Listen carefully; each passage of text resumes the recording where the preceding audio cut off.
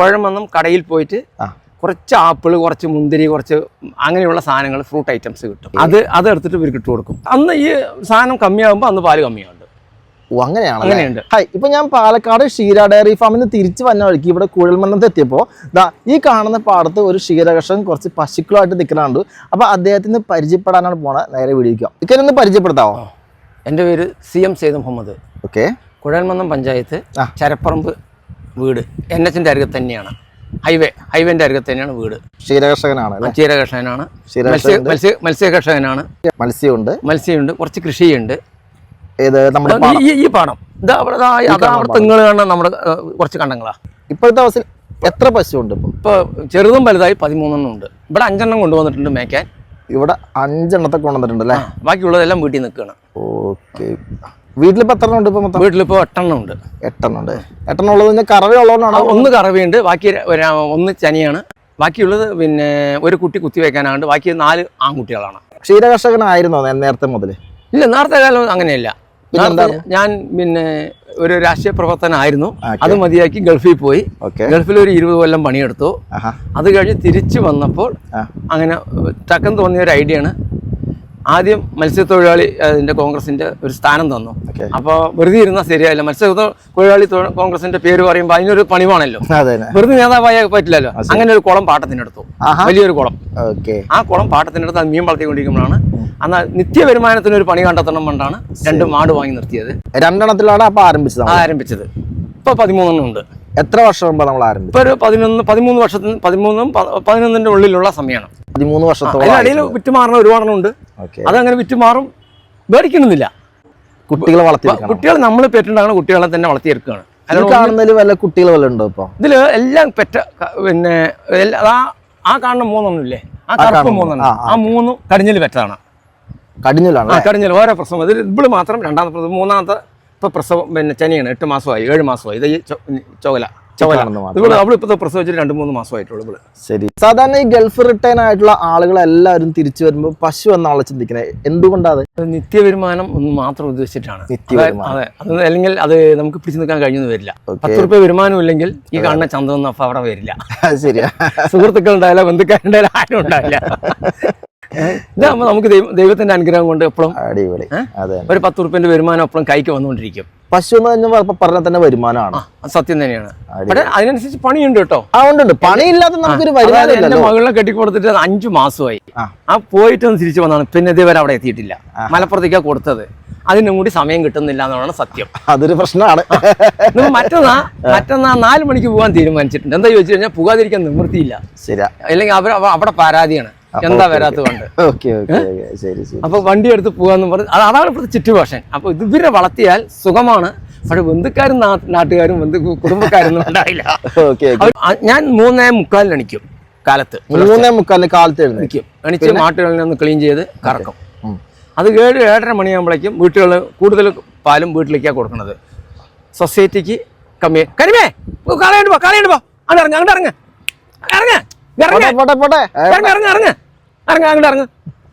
പറഞ്ഞനുസരിക്കും. തറവാട്ട് അമ്മ എഴുതാണ് പോയി. ബാക്കി ഇത് വയസ്സിന് മൂത്ത ആള് ഇയാളാണ് ഇപ്പൊ. ബാക്കിയൊക്കെ തരത്തിൽ വയസ്സ് കൂടിയ ആള്. ഇത് 5ാമത്തെ പ്രസവമാണ്. 6ാമത്തത് ഇതില്ലേ. കൊള്ളാട്ടോ. 6ാമത്തെ പ്രസവമാണ് അവള്. പിന്നെ ഇവരുടെ പശുക്കൾക്ക് എല്ലാത്തിനും പേരുണ്ടെന്നല്ലേ? അതിന് കാളി, അതിന് കുഞ്ഞുമോള്, ഇത് അതിന് പിന്നെ പിന്നെ ഈ കരിമി, ഇത് അത് മുട്ടക്കുട്ടി. ഇതിന് എന്താണ് പൊന്നുമ്മ. എല്ലാവർക്കും ഓരോ പേരിട്ട് കൊടുത്തിട്ടുണ്ട്. പേര് വിളിച്ച എല്ലാവരും ഇളകും. ആണല്ലേ? അപ്പൊ കാളിയാണ്ട് തിരിഞ്ഞുകൊണ്ട് പോയോ. നമ്മുടെ പാൽ വിൽപ്പന വീടുകളിലാണല്ലോ കൂടുതൽ. എത്ര രൂപയ്ക്ക് നമ്മൾ കൊടുക്കും? ഞാൻ ഇവിടെ, അതായത് എന്റെ വീട്ടിന്റെ ചുറ്റുപാട് 58 രൂപയ്ക്ക്. 58 രൂപയ്ക്ക്. ഇതാ ഇവിടെ നിന്ന് അങ്ങോട്ട് 1.5 കിലോമീറ്റർ അങ്ങോട്ട് പോയി 60 രൂപയ്ക്ക്. എന്ന് പറഞ്ഞാൽ ഞാൻ എന്റെ വണ്ടി ഓടുന്നതിനുള്ള പെട്രോൾ ചിലവ് അവരെന്നെ ഇങ്ങോട്ട് തരികയാണ്. ഞാൻ പഠിച്ചതല്ല. അങ്ങനെ അതിപ്പോ 4 കൊല്ലമായി പാൽ കൊടുത്തുകൊണ്ടിരിക്കുന്നത്. അവരാണ് ഈ വില തന്നത്. അല്ലാണ്ട് ഞാൻ വില പറഞ്ഞിട്ടില്ല അവരുടെ അടുത്ത്. എന്താ പറയാ, അപ്പൊ അവര് പറയും ചെയ്തേ, നീ അവിടെ അത്ര ദൂരം വരുന്നതല്ലേ. അപ്പൊ അതിന് ഞങ്ങൾ എല്ലായിടത്തും 60-65. അത് നമ്മൾ 60 കൊടുക്കുന്നുണ്ട്. ഇവിടെ വീട്ടിൽ ചുറ്റുപാട് കൊടുക്കുന്നത് 58. ബാക്കി സൊസൈറ്റി കൊടുക്കുമ്പോ 45, 42 അല്ലേ? അതാണ് കാലത്ത് കൊടുക്കുന്നത്. 42 to 44. വൈകിട്ട് കൊടുക്കുമ്പോൾ 45 to 46. അതാണ് സൊസൈറ്റിയിലെ പാലളവ്. എന്തൊക്കെ തീറ്റ കൊടുക്കുന്നവർക്ക്? ഞാനിപ്പോൾ മെയിനായിട്ട് ഇതിന് കൊടുക്കുന്നത് കാലിത്തീറ്റ. സൊസൈറ്റിയിൽ നിന്ന് ആ പിന്നെ ഗോതമ്പ് തവിട്. ഓക്കെ. പിന്നെ നമ്മൾ നെല്ലരച്ചാൽ അതിന്റെ തവിട് അതെല്ലാപ്പോഴും ഉണ്ടാവില്ലല്ലോ. നമ്മൾ നാലംഗ കുടുംബാംഗമാണ്. അത് അത്ര തവിട് നെല്ല് വേണ്ട, അരി വേണ്ടാലോ. ശരി. അത് കഴിഞ്ഞാൽ പിന്നെ കുഴമൊന്നും കടയിൽ പോയിട്ട് കുറച്ച് ആപ്പിള്, കുറച്ച് മുന്തിരി, കുറച്ച് അങ്ങനെയുള്ള സാധനങ്ങൾ, ഫ്രൂട്ട് ഐറ്റംസ് കിട്ടും. ഈ ഡാമേജ് വരുന്ന കായ്. ഇപ്പോൾ ഡാമേജ് കായ് എത്ര കിട്ടും? നമുക്ക് വില കൊടുക്കണ്ട. ഡാമേജ് ആയതുകൊണ്ട് അത് ഇതിന്റെ ഫ്രൂട്ട് കടയിൽ നിന്ന് തരുന്നതാണ്. പിന്നെ ഒരു ഫ്രൂട്ട് കട, 2 ബേക്കറി. അതിൽ നിന്ന് അരയ്ക്കുന്ന ജ്യൂസ് അടിക്കുന്നുണ്ടല്ലോ, അത് കംപ്ലീറ്റും ഒരു പാക്ക് ചെയ്ത് അവിടെ വെക്കും. എന്നിട്ട് ഞാൻ വൈകുന്നേരത്ത് പോകുമ്പോൾ അത് എൻ്റെ ഇട്ടത്, അത് ഒന്നും വൃത്തികെട്ടതല്ല. ചണ്ടി അതിന് മുഴുവൻ നമ്മുടെ ചെത്തിയതും അത് നമ്മുടെ ഇട്ട് തരും. അതും അവർ കൊടുക്കുന്നുണ്ട്. ഓക്കെ. പിന്നെ വണ്ടിക്കാർ വരുമ്പോൾ മുട്ടക്കോസിന്റെ ഇലയും പിന്നെ കാലിഫ്ലവറിന്റെ ഇലയും നമ്മുടെ വീടിന് മുന്നേ ഇറക്കി വെച്ചിട്ട് പോകും. അങ്ങനെ വണ്ടിക്കാർ നമ്മളെ ബന്ധത്തിന്റെ മുകളിലാണ് അതൊക്കെ. അങ്ങനെയൊക്കെ കൊടുക്കുന്നതുകൊണ്ട് നമുക്കൊരു ഗുണമായിട്ട് എന്താ തോന്നുന്നത്? അവർക്ക് അന്ന് ഈ സാധനം കമ്മിയാകുമ്പോൾ അന്ന് പാല് കമ്മിയുണ്ട്. അങ്ങനെയുണ്ട്. നമുക്ക് എത്രത്തോളം പാൽ ഉൽപാദനമുള്ള പശുക്കൾ ഇപ്പോൾ ഉള്ളത്? ഇപ്പൊ നമുക്ക് ഇപ്പൊ വലിയ ഒരു 8 ലിറ്റർ പാല് തരുന്നുണ്ട്. ആ പുള്ളി ഉണ്ടല്ലോ, പുള്ളി. ഇവിടെ പിന്നെ ഇപ്പൊ 2 ലിറ്റർ 2.5 ലിറ്റർ ആരോഗ്യ ഇപ്പൊ 7 മാസം ചനിയാണ്. ബാക്കി അവരൊക്കെ പിന്നെ പെറ്റിട്ടൊക്കെ 8 മാസം 10 മാസമായിട്ടോ എല്ലാവരും. പ്രായം കൂടുന്നതനുസരിച്ച് പാല് കുറയും. എത്ര പശുവിനെ കറക്കുന്നുണ്ട്? അതെ, ഇപ്പോഴത്തെ ചുറ്റുപാട് 6 എണ്ണം 6 എണ്ണം കറക്കുന്നുണ്ട്. പക്ഷേ 6 എണ്ണത്തിന് കൂടെ കറത്ത് ഏതാണ്ട് 2 നേരം കൂടി 35 ലിറ്റർ പാല് വരുന്നുണ്ട്. അത്രേ ഉള്ളൂ. എന്ന് വെച്ചാൽ ഒരാൾക്ക് ഉള്ളു, ബാക്കിയൊക്കെ പിന്നെ പെറ്റിട്ട് കുറേ മറ്റവൾക്ക് മറ്റേ പിന്നെ കുഞ്ഞുമോള് പറഞ്ഞവൾക്കും മറ്റവൾക്കും കുത്തി വെച്ചിട്ടുണ്ട്. ഇവൾക്ക് 7 മാസമായി. മറ്റേ കരിമിക്ക് കുത്തി വെച്ചിട്ട് 2 മാസമായി. അങ്ങനെ വേറെ തന്നെ കുത്തി വെച്ച് നിർത്തിയിട്ടുണ്ട്. ഇത്തരത്തിൽ പാലുൽപാദനം കുറഞ്ഞ പശുക്കളെ വളർത്തിയാൽ നമുക്ക് അല്ല, അതല്ല, നമുക്ക് എന്നെ പുറത്ത് വരിക്കും ലാഭം മാത്രം നോക്കിയാൽ പാടില്ല. ഇത് വിറ്റയക്കാൻ കൂടെ വരുന്ന സാധനങ്ങളാണ്. മനസ്സിന്റെ ഒരു വിഷമമുണ്ട്. അതുകൊണ്ടാണ് വിൽക്കാണ്ടൊക്കെ നിർത്തുന്നത്.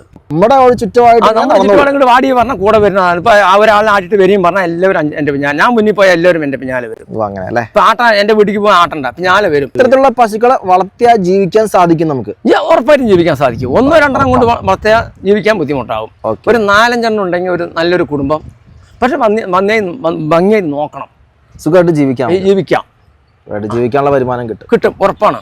അവിടെ അത് ഭംഗിയായിട്ട് നോക്കാനുള്ളതും കൂടി നമ്മൾ ശ്രദ്ധിക്കണം. കിട്ടുന്നതൊക്കെ ലാഭമായി കണക്കാക്കിയാൽ ശരിയാണ്, അവരെടുക്കാനും കൊടുക്കാനും ഇല്ലാണ്ടാവും. അടിപൊളി. അപ്പം നമ്മൾ കിട്ടുന്നതിൽ പകുതി നേരെ അവർക്ക് തന്നെ ചിലവാക്കാൻ നോക്കിയാൽ അവർ നന്നായിരിക്കും. ഈ കാണുന്ന പോലത്തെ പാടമൊക്കെ ഉണ്ടെന്നുണ്ടെങ്കിൽ നമുക്ക് അത്യാവശ്യം ലാഭമായിട്ട് മുന്നോട്ട് പോകാം.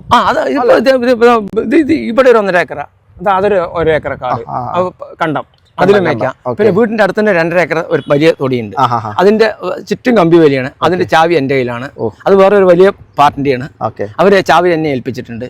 അപ്പൊ അതിന്റെ ഉള്ളിൽ കയറ്റി വിട്ടാൽ മേയാൻ ഇവർക്ക് ഇത് തന്നെയാണ് ഏറ്റവും ലാഭം. പിന്നെ പുല്ലരിയാനും പിടിക്കാനൊന്നും നമ്മൾ നിൽക്കില്ല. നമ്മളിവിടെ അങ്ങനെ ഇതിനാട്ടും മേയ്ക്കുമ്പോൾ 2 മണിക്ക് വീട്ടിൽ കൊണ്ട് കെട്ടിയിടും. ഞാൻ ഇവിടുന്ന് പാല് സൊസൈറ്റി കൊണ്ട് കൊടുക്കുന്ന പണി 4:30. ഞാൻ വൈകിട്ട് 4:30 കൊടുക്കുള്ളൂ. കാലത്ത് 7 എത്ര മണിക്ക് സ്റ്റാർട്ട് ചെയ്യുന്ന? 3:45 സ്റ്റാർട്ട് ചെയ്തിട്ട് അത് എന്താറിയോ, ഇവര് രാത്രി നമ്മൾ 8 മണിക്ക് വെള്ളം കൊടുത്ത് വീട്ടിൽ പോയി കിടന്നാൽ പിന്നെ ഈ ഇവരിന്റെ വളം ഒരുപാടുണ്ടാവും. അപ്പൊ ഈ വളമെല്ലാം കളഞ്ഞ് അവന്റെ അകിടൊക്കെ കഴുകി വൃത്തിയാക്കി എടുക്കുമ്പോൾ 5 മണി കഴിയും മാട് കറക്കാണ്ടിരിക്കുമ്പോൾ. 5 മണി 5 മണി കഴിയും. അതിനുശേഷം കറന്നിട്ടാണ് ഒരു 6:30 ആകുമ്പോൾ 6:45 ആകുമ്പോൾ കറന്നു കഴിയും. പിന്നെ ഞാൻ പോയി കുളി കഴിഞ്ഞ് ഇപ്പൊ വേഗം കുപ്പിയിലാക്കി കൊടുക്കുന്നത്, എല്ലാ കുപ്പിയിലും പാലാക്കി അതിന് ആദ്യം കൊണ്ടുപോയി വീട്ടുകൾ കൊടുക്കും. അത് കഴിഞ്ഞിട്ട് സൊസൈറ്റിക്ക് ബക്കറ്റിൽ പാലുമായിട്ട് സൊസൈറ്റിക്ക് കൊടുത്തിട്ട് പാല് കൊടുത്തിട്ട് വന്നിട്ടായിരിക്കും അവർക്ക് പിന്നെ തീറ്റ കൊടുക്കണം. അവർക്ക് പിന്നെയാണ് തീറ്റ കൊടുക്കാൻ വൈഫാണ്, ഞാനല്ല. ഞാൻ അതിൻ്റെ ഓട്ടി പിന്നെ പോകാറില്ല. തീറ്റ കൊടുത്തതിന് ശേഷം പിന്നെ വാർത്തക്കാർക്കും ആട്ടിക്കൊണ്ടുവരും. 9:30 ആകുമ്പോഴേക്കും ആട്ടിക്കൊണ്ടുവരും. അവിടെ വെയിലില്ലാത്ത കാരണമുണ്ട്. വെയിലുള്ളതാണെങ്കിൽ 8 മണിക്ക് മുന്നേ ആട്ടുമെന്നറിയോ, 11 മണിയോടെ ആട്ടിക്കൊണ്ട് പോകണം. തിരിച്ചു കൊള്ളണം, കാരണം ഭയങ്കര വെയിലാണെങ്കിൽ അവർ നിൽക്കില്ല. ശരിയാണ്. ഇപ്പൊ ഇനി ഇവിടെ പോണ പോക്കിരുന്ന തോടാ, ആ തോട്ടിലോണ്ട് ഇറങ്ങിയ 10 മിനിറ്റ് നേരം ആ തോട്ടി നിൽക്കും. വെള്ളം കുടിച്ച് ഇത്തിരി നേരം അവിടെ നിന്ന് അവർ പറ്റിയ 2 തേങ്ങി നനയ്ക്കും. ചിലർ ഓടും. അങ്ങനെയൊക്കെ തന്നെ. നമ്മൾ കുളത്തിൽ മീൻ വളർത്തുന്ന കുളത്തിലായ മകൻ വരും, ചൂണ്ടിയിടും, 2 ജിലേബി പിടിക്കും. നമുക്ക് മതി 2 ജിലേബി കിട്ടി 1.5 കിലോ വരും. അതിനെ കൊണ്ടുപോയി മൂപ്പര് അവൻ തന്നെ നന്നാക്കി പൊട്ടിക്കൊണ്ട് കൊടുക്കും. അതിന് പൊരിക്കുക, ചാറ് വെക്കുക, അങ്ങനെ എന്തെങ്കിലും ചെയ്ത് വീട്ടിൽ കറിയാക്കും. കൂട്ടാനൊക്കെ പണി കഴിഞ്ഞല്ലോ, അതാണ് പരിപാടി. മീൻ വളർത്തൽ എന്ന് പറഞ്ഞാൽ ഫിലോപ്പി മാത്രമാണ്? അല്ല, കട്ട്ള, റോഹു, മൃഗാലിയ, ഗ്രാസ്, ജിലേപ്പി. അത് കാണാൻ പറ്റും അവിടെ? ഇതിന്റെ കുളം കുളം അല്ലേ? വരും. അപ്പൊ ചേട്ടൻ പറഞ്ഞ കുളം ഇതാണല്ലേ? ഇതാണ് കുളട്ടാ. ഈ കാണുന്ന കുളം വലുതാണല്ലോട്ടാ. അല്ല, ഇതിലും വെച്ചൊരു വലിയ കുളം അപ്പുറത്തുണ്ട്, എടുക്കാൻ വേണ്ടി പോവാണ്. ഇതിലിപ്പോ ഇതിൽ എണ്ണം പറയാൻ പറ്റില്ല, അതാണ് സത്യം. ആണല്ലേ. നമ്മളെങ്ങനെ അറിയോ, ഈ വലിയ മീൻ മാത്രമേ പിടിച്ചെടുക്കുള്ളൂ, ചെറിയ മീനൊന്നും പിടിച്ചെടുക്കില്ല. തിരിച്ച് കംപ്ലീറ്റ് കുളത്തിൽ തന്നെ വിടും. ഓ അങ്ങനെ. 2 കിലോ വരുന്ന മുകളിൽ വരുന്ന മീൻ മാത്രം എടുക്കും, ജിലേബി 1/2 കിലോന്റെ മുകളിൽ മാത്രം എടുക്കും. ബാക്കി ചെറുത് കംപ്ലീറ്റ് തിരിച്ച് കുളത്തിൽ തന്നെ വിടും. അപ്പൊ നമുക്ക് വിടുന്ന എണ്ണത്തിന് കുളത്തിൽ എത്ര എണ്ണം എന്ന് പറയാൻ നമ്മോട് കഴിയില്ല, പറ്റില്ല. ഇപ്പൊ എത്രത്തോളം കുട്ടികളുണ്ടാവുന്നത്?